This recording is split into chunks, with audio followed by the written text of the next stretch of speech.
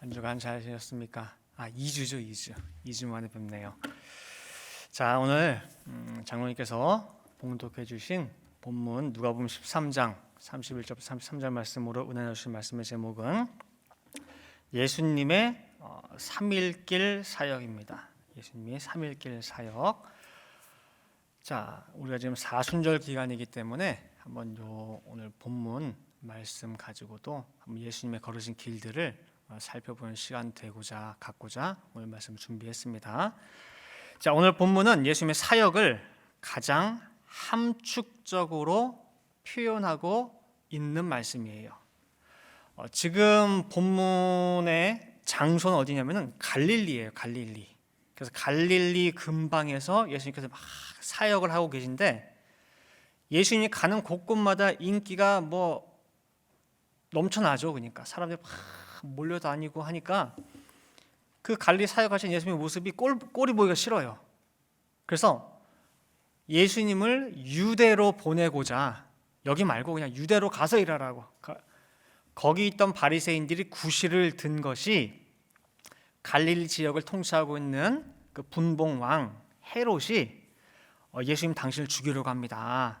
그러니까 피하는 게 좋을 것 같습니다. 마치 예수님을 위해 주는 것처럼 들릴 수도 있어요. 근데 사람의 중심을 아시는 예수님께서 이 마음 소가지가 보이잖아요. 이것들이 나를 위하는 게 아니고 어떻게든 나 보내려고 이러는구나 하시면서 하신 대답이 그래? 그러면 가서 헤롯에게 전해. 사실은 뭐예요? 너네 잘 들어 그 소리예요. 바리새인 너네들 잘 들어 라고 하는 말이에요. 내가 오늘과 내일 귀신을 쫓아내고 병을 낫게 하다가 제3일에는 완전해진다 그 소리예요. 헤롯이 죽이려고 하니까 딴 데로 몸 피하는 게 좋겠습니다 라고 하는 바리새인들의 말에 뜬금없이 이렇게 얘기하시는 거예요. 그러니까 무슨 선문답 같은 그런 말을 하신 거예요. 제3일에 완전해진다 라고 하는 이 말은 십자가와 이제 부활을 통해서 인류 구원 사역을 완성하신다는 의미죠. 그죠? 근데 오늘 본문에서 나타나는 그날 그럼 예수님이 달리셨느냐? 십자가에? 아니죠. 오늘 내일 그다음에 이제 3일에 완전해지려면은 오늘 달리셔야 돼요, 예수님께서. 근데 아니거든요. 따라서 오늘 본문에서 예수님 말씀하신 오늘과 내일 귀신과 병을 낫게 하고 쫓게 하다가 제3일에 내가 완전해지리라. 이것은 문자적인 의미의 오늘과 내일 그다음에 제3일이 아니라는 거예요. 그리고 이 속에는 예수님께서 세상 높다 하는 헤롯이고 총독 빌라도고 누가 뭐라고 해도 누가 죽이려고 해도 그렇게 되지 않아. 나는 내 할 일이 있고 내가 걸어야 될 그 길을 다 걷기 전에는 아무도 못 죽여 그 소리예요. 내가 걸을 길은 3일 길이야. 제3일에 완전해지고 그 전 이틀은 뭐 하는 기간이냐? 귀신 쫓아내고 병 낫게 하는 기간이야 라는 거예요. 따라서 지금 말씀하시는 이 3일 길이라고 하는 이 기간은 예수님의 전 공생의 3년 기간을 압축해서 표현하고 있는 말씀입니다. 특별히 제3일에 완전해지는데 그 이틀 동안 반드시 내가 할 일이 뭐래요? 귀신 쫓아내고 병 고치는 일이래요. 우리가 문득 여기서 의아한 것이 예수님이 이 땅에 오셔가지고 가장 원했던 것이 복음 전파 아닌가라는 거잖아요. 그죠? 내가 생명의 떡이야 반드시 이거 좀 먹어. 그 다음에 복음을 어떻게든 영접해야지만 이들이 영생할 수 있다. 그다음에 제자들도 둘씩 보내가지고 어떻게든 이 복음을 전하려고 전도 여행 보냈죠. 씨 뿌리는 비유를 통해 가지고 이 씨가 곧 말씀이야. 너희 마음 그 밭이 너희 마음이야. 그러면서 어떻게든 이 말씀 전하기 위해서 아둥아둥 하셨는데 왜 3일길 전 공생의 3년 압축이라고 하는 3일길 안에 복음 전파가 없냐고. 그래서 복음 전파가 귀신 쫓아내고 병 고친다는 말만 있고, 그죠? 그래서 지금 이 의문도 한쪽 구석에 여러분들이 기억하시는 가운데에 오늘 이 귀신과 병이 어떤 의미인지 예수님께서 전하고자 하신 참 의미가 뭔지를 한번 살펴보도록 하겠습니다.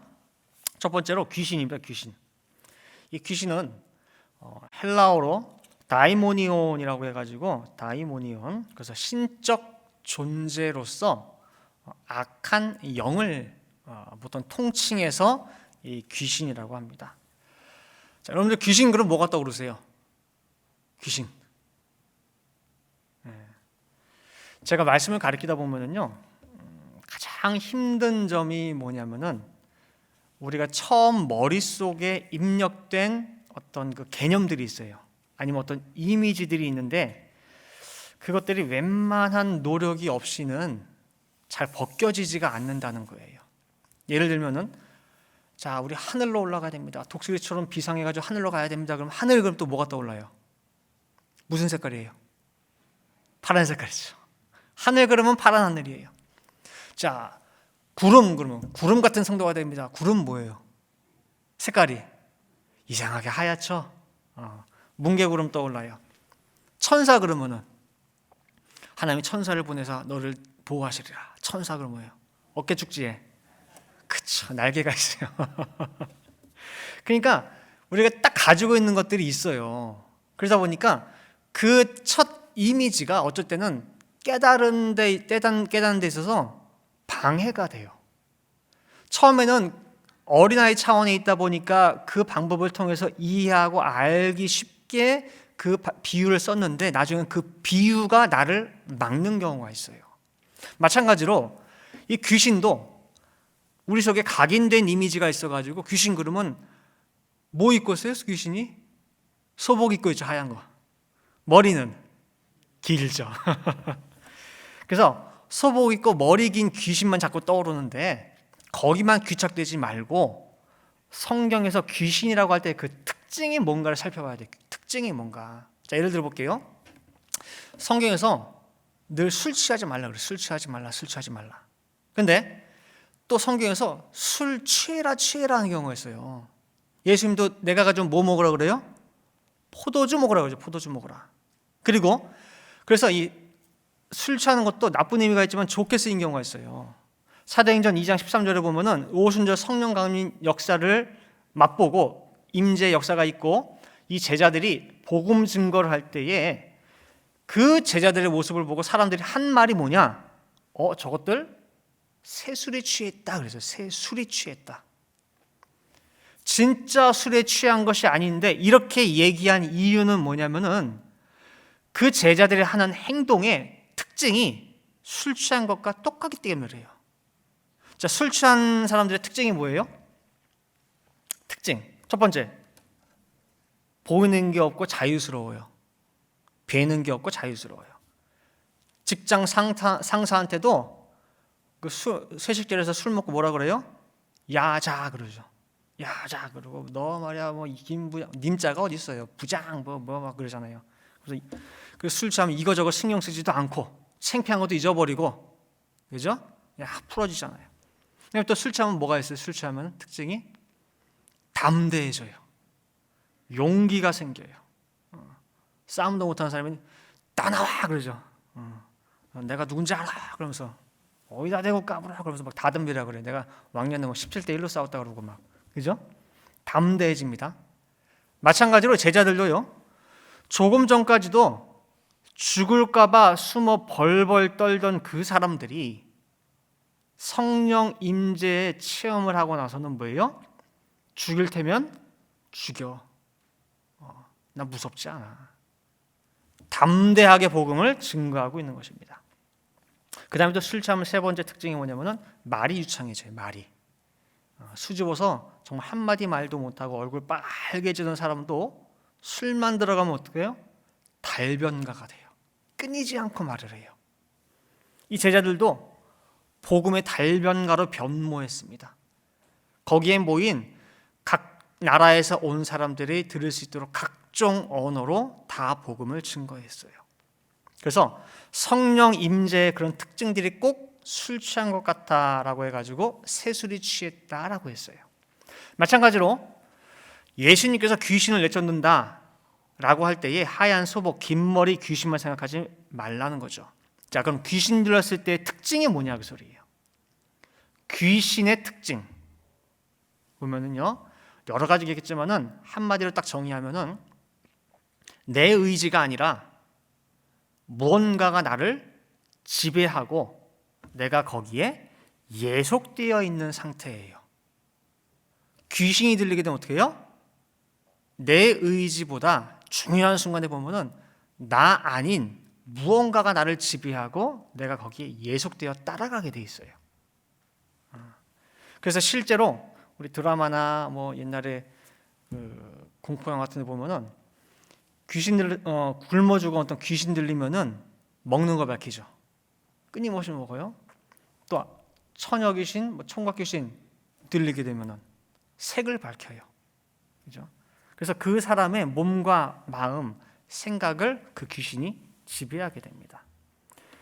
자, 우리도 한번 잘 생각해 보세요. 안 해야지, 이건 절대 안 해야지 다짐하는데 결국 지나고 보면은 또 했어요. 분명히 내 의지는 하면 안 돼. 근데 지나고 보면 했어, 안 했어요? 해요. 매번 후회합니다. 다짐하고 또 다짐하는데 왜 자꾸 그런 일이 생깁니까? 무언가 내 의지에 반대되는 또 다른 것이 나를 끌고 가는 게 있다는 얘기예요. 또 예를 들면요, 제가 예전에 한번 카메라 있죠, DSLR 카메라 해가지고 이렇게 렌즈 바꾸는 카메라, 그거를 가지고 이제 한번 좀 취미를 가져본 적이 있어요. 근데 카메라는 본체도 중요하지만은 렌즈가 생명이에요.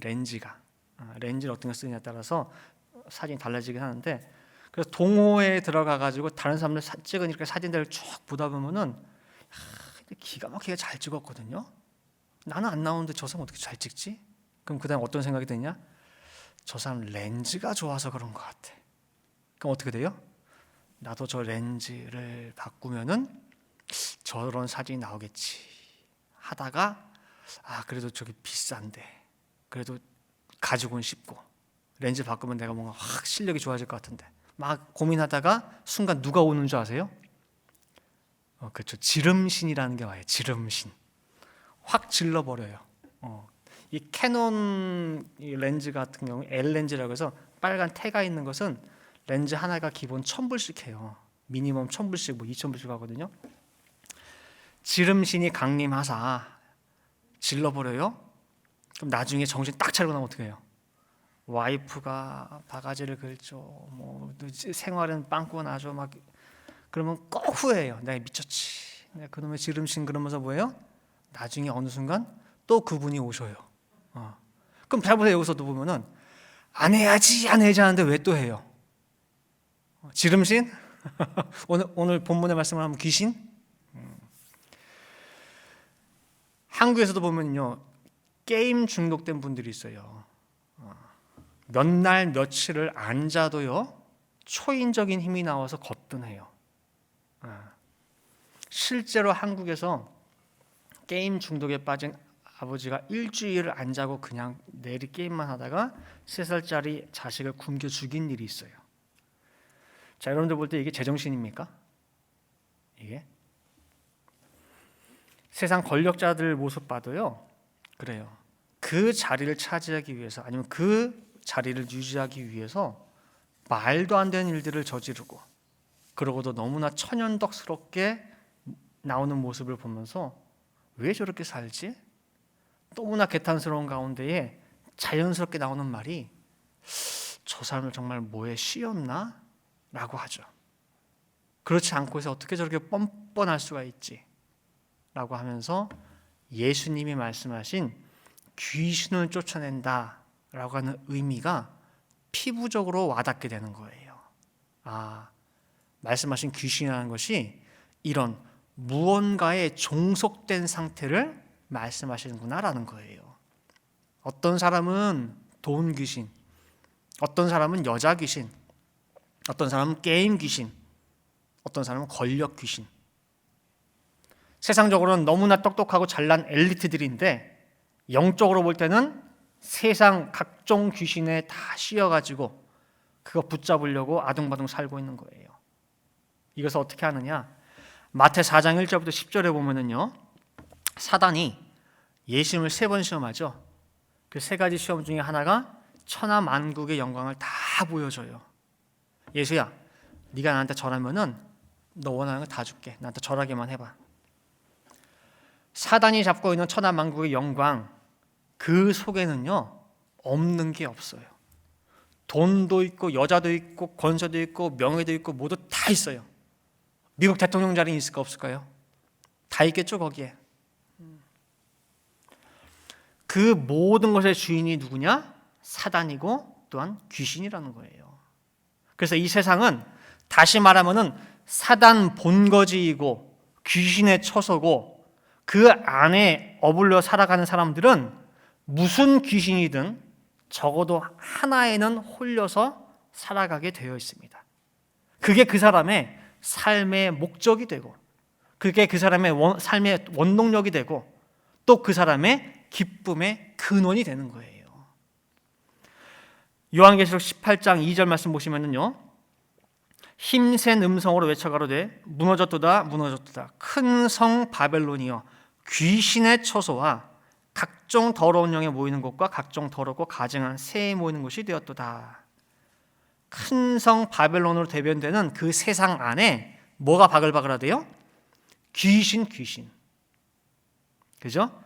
근데 계시록 18장 4절 그 밑에 보시면은 또 내가 들으니 하늘로서 다른 음성이 나서 가로되 내 백성아, 거기서 방금 읽었던 그 큰 성 바벨론, 그 귀신 바글바글한 거기서 나와 그의 죄에 참여하지 말고 그의 받을 재앙들을 받지 말라 말씀하고 있어요. 귀신 집합소에 하나님의 백성들이 섞여 살고 있는데, 이 백성들 살리기 위해서 예수님께서 하늘 보좌 버리고 직접 그 안에 뛰어들어 오셔가지고 오늘과 내일 내가 귀신 쫓아내겠다, 그렇게 말씀하신 거예요. 귀신 들려가지고 정신 못 차리는 인생들을 찾아가셔가지고 흔들어 깨우시는 거예요. 어깨도 잡아 흔들어 보고 머리도 냅다 흔들어 보고 뺨 따고도 때려보고. 다행히 예수님의 그 말씀으로 뺨 몇 대 냅다 두드려 맞았더니 눈에 초점이 생겨. 머리 흔들면 초점이 생겨. 그리고 말귀를 알아듣는 사람이 생겼어. 그러면요, 그 사람은 사는 거예요. 일단 말씀만 들리면은 귀신은 나가고 살아나는 거예요. 요한복음 5장 25절에 말씀하고 있죠. 진실로 진실로 너희에게 이르노니 죽은 자들이 하나님의 아들의 음성을 들을 때가 오나니 곧 이때라. 듣는 자는 살아나리라 그랬어요. 귀신에 취해가지고 정신없이 살다가 두드려 맞고 예수님한테 맘따구한테 맞고 말씀만 들리면 어떡한대요? 산대요. 자, 그럼 두 번째로 병이 뭐냐? 병. 자, 병이 여러 가지가 있는데 한번 살펴볼게요. 소경입니다. 소경. 자, 좋은 예가, 이 소경에 대한 좋은 예가 요한복음 9장에 나옵니다. 나면서부터 소경된 자를 고쳐준 사건이 있죠. 나면서부터. 이 사건을 통해서 극명하게 두 가지 소경으로 나뉘게 돼요. 영적 소경과 육적 소경이에요. 요한복음 9장 39절부터 41절 말씀해 보시니까 예수께서 가라사대 내가 심판하러 이 세상에 왔으니 보지 못하는 자들은 보게 하고 보는 자들은 소경되게 하려 함이라 하시니 바리새인 중에 예수와 함께 있던 자들이 그 말씀을 듣고 가로되 우리도 소경인가? 예수께서 가라사대 너희가 소경되었다면 죄가 없으려니와 본다고 하니 너희 죄가 그저 있느니라. 예수님께서는요, 실제로도 수많은 육신의 병과 소경을 고쳐주셨어요. 그러나 예수님께서 진짜 고쳐주고자 하시는 병은 육신의 병이 아니라 영적인 병이에요. 근데 그 영적인 병을 고쳐주는 것이 눈에 보이지 않다 보니까 일단 육신의 병 고침을 통해서 깨달으라고 하시는 거거든요. 근데 오늘 요한복음 9장에 보면은 그 모세 알죠. 율법 잘 알죠. 그렇게 자부하고 껍적대는 그 바리새인들이 자기가 소경이라고는 꿈에도 생각을 못 해요. 내가 왜 소경이야, 그 소리예요. 그러니까 예수님이 너무 안타까운 게 뭐냐면은 차라리 너희가 소경된 것을 깨닫고 내 앞에 왔으면은 내가 고쳐줄 수 있을 텐데 끝까지 소경 아니라고, 내가 볼 수 있다고 부득부득 우겨대니까 내가 어떻게 할 도리가 없다는 거예요. 이처럼 예수님이 정말 고치고자 원했던 것은 영적인 병이에요. 영적인 병. 만약에 육적인 온전함과 영적인 온전함 둘 중에 하나를 고르라고 한다면 예수님은 두 번 생각할 필요 없이 영적인 것이라 말씀하고 있어요. 영적인 것. 마태복음 5장 29절 30절 말씀 보시면은 만일 내 오른 눈이 너로 실족해 하거든 빼어내 버리라.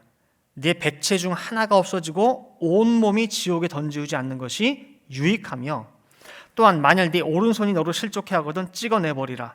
네 백체 중 하나가 없어지고 온 몸이 지옥에 던지지 않는 것이 유익하니라 그랬어요. 너희 손 하나 없이, 너희 눈 하나 없이 그 나라 들어갈 수 있다면 그렇게 하라는 거예요. 즉 육신의 흠이나 불구보다 더 중요한 것이 영적 온전함이라는 거예요. 그래서 우리도 예수님께서 육신의 병 고치신 사역을 보면서 좋은 일 하셨구나, 선한 일 하셨구나로 끝날 것이 아니라 그 병자들의 모습을 통해 우리의 모습을 보여주시는 건 아닌지 반드시 점검해 봐야 된다는 거예요. 자, 그래서 소경에 본다고 하지만 못 보는 소경 살펴봤고, 그다음에 두 번째 귀머거리 있습니다. 귀머거리. 수많은 귀머거리들을 예수님 고쳐주셨죠. 듣지 못하는 자들이 듣게 됐습니다. 여러분 잘 알다시피 늘 예수님은 말씀 증거하시고 습관처럼 뭐라 그래요? 귀 있는 자는 들으라 그랬어요. 귀 있는 자는 들으라. 마가복음 4장에도 보면은 네 가지 밭의 비유, 길가, 돌짝, 가시밭, 옥토, 씨 뿌리는 비유 실컷 다 하시고 나서 하신 말씀이 마가복음 4장 9절에 귀 있는 자는 들으라 하시니라. 근데요, 많은 무리들은 그 농사 얘기 끝나고 나서 다 끝났구나 하고 많이들 갔어요. 근데 뭔가 그 안에 감춰진 뜻이 있는 것 같아. 예수님이 농사 짓는 땅 얘기하겠다고 이렇게 많은 사람 불러놓고 긴 시간 설교한 건 아닐 텐데 라고 해서 남은 사람들이 있었어요. 그래서 남은 제자들이 와서 물어봐요. 예수님, 그 비유가 무슨 뜻입니까? 그 설명해 주십시오 라고 했어요. 즉 집에 그냥 간 무리들에 비하면은 그래도 이 제자들은 들을 귀가 있는 제자들이에요. 그러니까 남아서 한 번 더 질문을 한 거예요. 그러니까 예수님께서 이 녀석을 봐라 그러면서 한 번 더 비유를 까서 설명해 주셔요. 그래, 맞아, 너희들이 물은 대로 내가 진짜 보이는 씨, 무슨 호박씨, 고추씨, 상추씨 그 얘기한 게 아니야. 이 씨는 말씀이야, 말씀. 말씀을 뿌렸다는 얘기야 라고 한 번 더 까주셨어요. 그래서 마가복음 4장 14절에 뿌리는 자는 말씀을 뿌리는 것이라 말씀하고 있죠. 그래서 이 길가 밭에 대해서도 설명해 주시고 돌짝밭의 의미도 설명하시고 가시밭, 옥토가 뭔지도 설명을 다 해줬어요. 그리고 나서 또 이 사람들에게 하는 말이 뭐냐면은 마가복음 4장 23절에 들을 귀 있는 자는 들으라 그러는 거예요. 아까 그 무리들한테도 들을 귀 있는 자는 들으라 하셨고, 그래서 한 번 더 와가지고 물어본 이 사람한테도 뭐예요? 또 들을 귀 있는 자는 들으라 하시고. 그러니까 생각해 보세요. 우리 귀에 딱지가 몇 개나 앉아 있는 거예요. 몇 개나. 한 번 이거 아닌 것 같은데 들을 귀가 있어서 찾아왔어요. 그렇죠? 하나 떼어줬어. 그래, 야, 이 기특한 녀석 잘 왔네. 내가 설명해 줄게. 잘 들어. 라고 설명해 주면서 또 하는 말이 뭐예요? 또 들을 귀가 또 들어. 또 있다는 거예요. 또. 그러니까 대체 우리가 몇 개나 이 귀에 있는 딱지를 떼어야지만이 예수님의 본래 의미대로 들을 수 있겠냐 그 소리예요. 그래서 예수님은 공생의 3년 내내 상대한 사람들이 다 누구냐? 다 귀머거리들이에요. 다 귀머거리들. 귀머거리들만 상대했어요. 밤낮 가리지 않고 몇 시간씩 설교하시고 매번 마지막에 그랬어요. 귀는 자는 제발 들어라. 여태까지 2시간 동안 설교한 게 전부 다 뭐예요? 귀머거리들한테 설교한 거예요. 실제로 요한복음 6장 60절 말씀 봐도 제자 중 여럿이 듣고 말하되 이 말씀은 어렵도다. 누가 들을 수 있느냐 그랬죠. 못 들어요. 그 하늘의 말씀을 듣지 못하는 그 귀머거리들, 귀 뚫리는 것이 예수님의 절대 소원이셨어요. 그 병 진짜 고쳐주고 싶으셨어요. 그 다음에 또 어떤 병이 있느냐 할 때 절뚝발이죠. 절뚝발이. 마태 23장 23절 말씀 보시면은요, 화 있을진저 외식하는 서기관들과 바리새인들이여 너희가 박하와 회향과 근체의 11조를 들이되 율법에 더 중한 바 의와 인과 신은 버렸도다. 그러나 이것도 행하고 저것도 버리지 말아야 할지니라 그랬어요. 그 당시에 바리새인 서기관들이 율법은 또박또박 잘 지켜요. 하여튼 율법에서 얘기한 외적인 것들은 너무너무 잘 지켜. 근데 그 속에 담겨져 있는 반드시 지켜야 될 의, 하나님의 의와 인과 신은 다 버렸어요. 다 버렸어. 형식만 남았어. 하나는 있는데 하나는 없어. 말은 잘하는데 행동은 없어. 껍데기는 그럴싸한데 내용은 비었어. 이게 바로 뭐예요? 절름발이에요. 절름발이. 하나님 보시기에 하나는 잘하고 있어요. 하나는 길어. 근데 하나는 뭐예요? 짧아. 걸어가도 뭐예요? 삐딱삐딱한 거예요. 둘이가 딱 맞지가 않아요. 그런 절름발이들, 절뚝발이들. 예수님께서 걷도록, 온전히 걷도록 하시기를 간절히 원하셨어요. 그 다음에 또 어떤 병이 있느냐? 벙어리죠, 벙어리. 진리를 몰라요. 백성의 지도자라는 목자들도 뭐라고 장황하게 떠들기는 하는데 그 안에 내용이 없어요. 흔한 말로 씨알머리 없는 말만 늘 하고 있어요. 오죽해야 하나님이 그 목자들을 향해 가지고 벙어리 개래요. 벙어리 개. 이사야 56장 10절 11절 말씀해 보니까 그 파수꾼들은 소경이요 다 무지하며 벙어리 개라 능히 짖지 못하며 다 꿈꾸는 자요 누운 자요 잠자기를 좋아하는 자니 이 개들은 탐욕이 심하여 족한 줄을 알지 못하는 자요 그들은 몰각한 목자들이라 다 자기 길로 돌이키며 어디 있는 자이든지 자기 이만 도모하며 라고 하고 있어요. 파수꾼으로 세워놓았고 또한 지지라고 해놨는데 이 목자들이 아무것도 못하고 있어요. 입에 메시지가 없어요. 적군이 오나 안 오나 살펴보라고 우리 원수 사단이가 언제 틈탈지 몰라서 알려주라고 망대에 떡하니 세워놨더니 이 파수꾼들이 안 보여. 장님이야. 무지해. 누가 아군이고 누가 적군인지 피하 구분을 못해요. 그리고 내용이 없고 씨알머리 없는 말만 하는 벙어리들이에요. 여러분들 12명 정탐꾼 가운데 갈렙이죠. 갈렙. 가나안 땅 40일간 탐지하고 와가지고 10명의 정탐꾼이 뭐라고 보고하느냐. 우리는 올라가면 다 죽습니다. 저 사람들은요 거인들이에요. 거인들. 우리는 그 앞에 비교할 때 메뚜기. 그냥 한 주먹거리밖에 안 됩니다. 올라가면 죽습니다. 전혀 엉뚱한 말만 하고 있을 때에 갈렙이가 일어나서 한 말이 뭐냐면은 걱정하지 마시라고. 하나님이 우리와 함께하면 저들은 허우대만 멀쩡했지 우리 밥이라고. 말씀하신 대로 올라가서 그 땅을 차지하면 되는데 왜 벌벌 떨고 앉아있냐고. 올라가자고. 하나님께서 하고 싶은 말을 지금 누가 정확하게 하고 있느냐?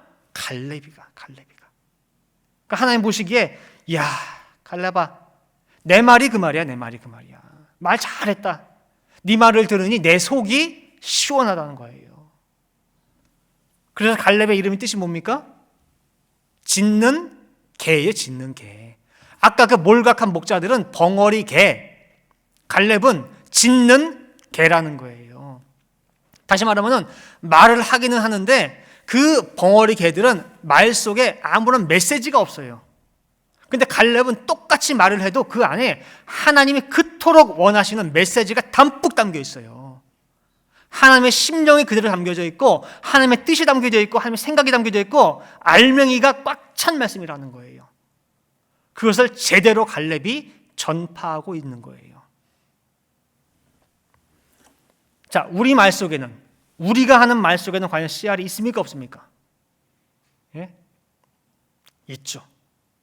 우리 말 속에 구속상 씨알이 꽉 차 있고, 또 이 말씀 안에 와서 말씀의 체험들이 내 말 속에 꽉 차 있고, 또 말씀의 목격자로서 그 증거가 꽉 차 있어요.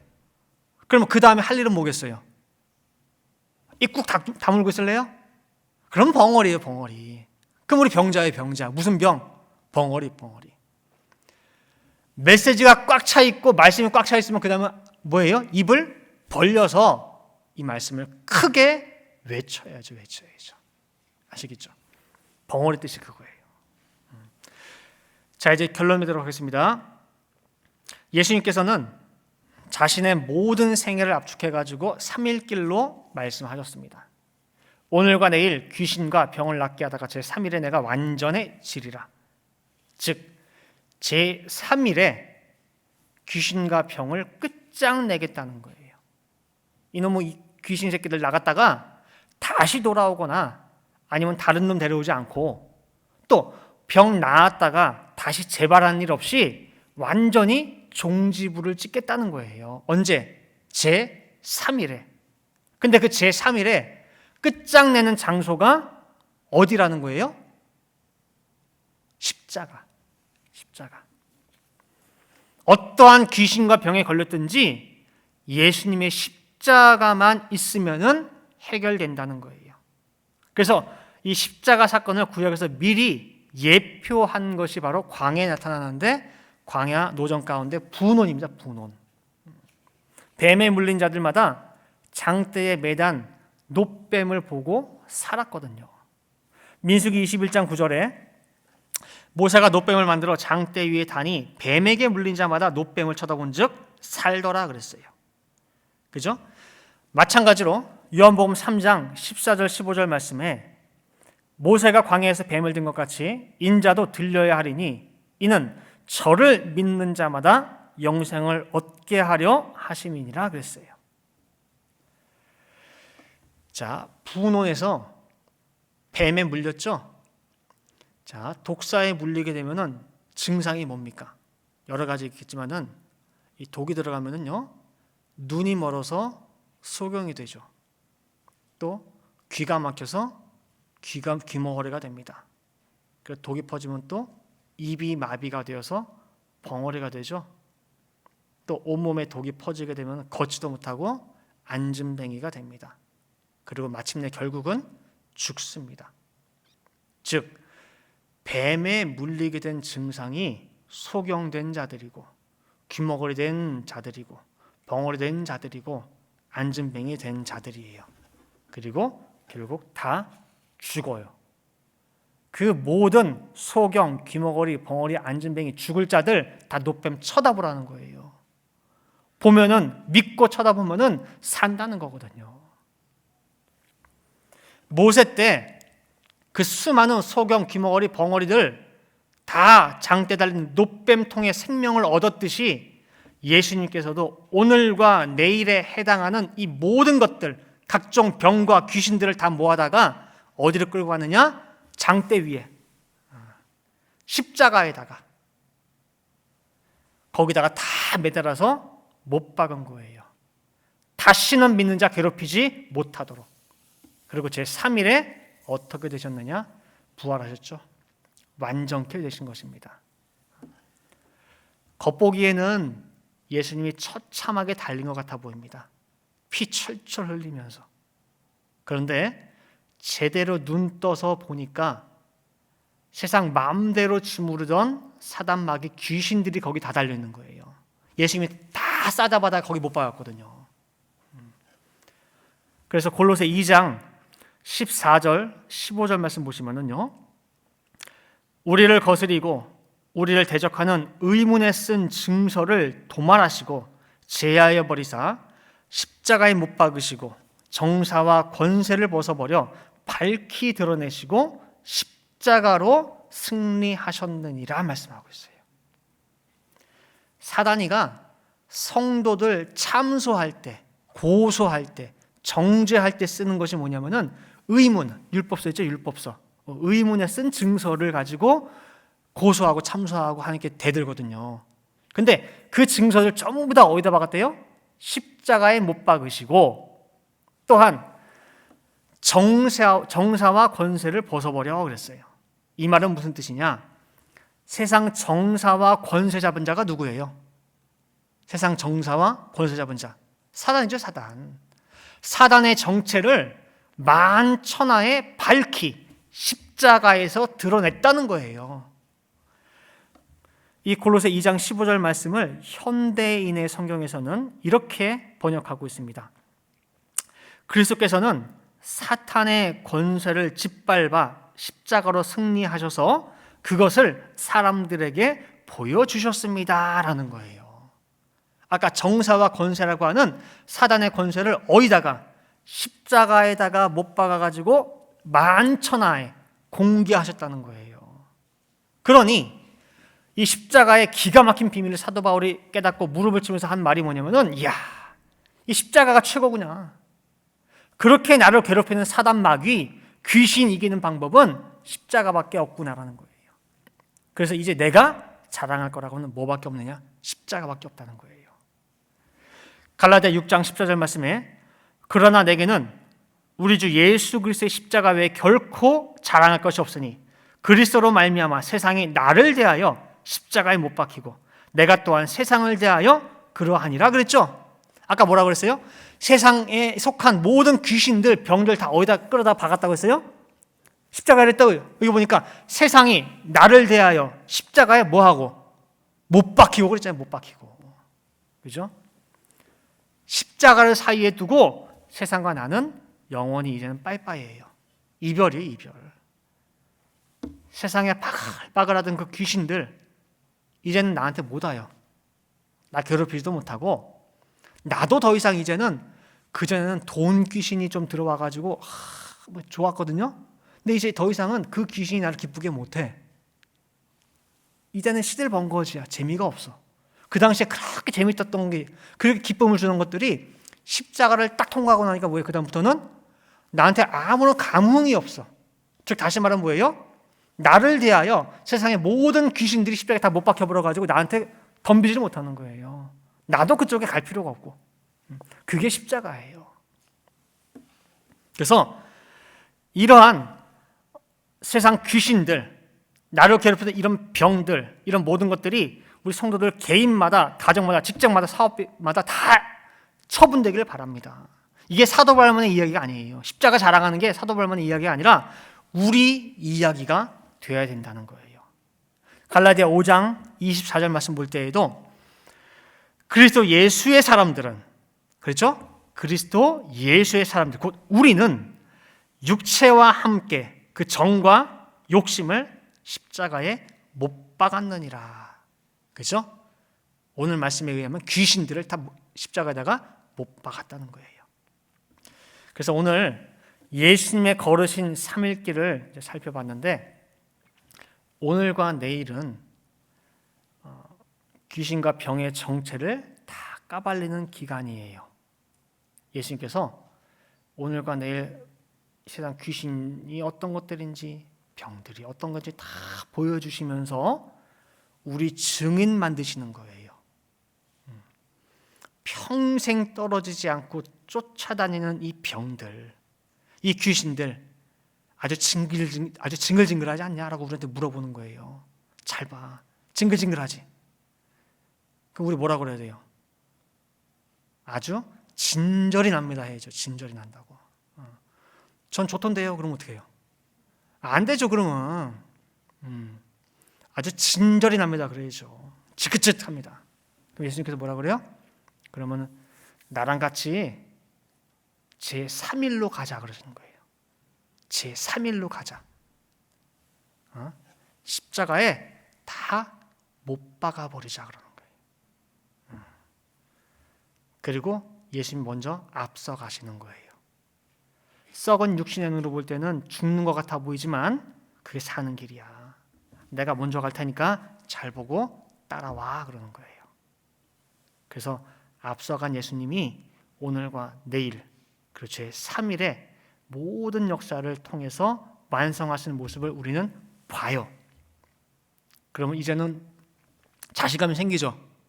예? 예수님이 승리하셨으니까. 그럼 우리도 어떻게 하겠어요? 갈 수가 있는 거예요. 따라가는 거예요.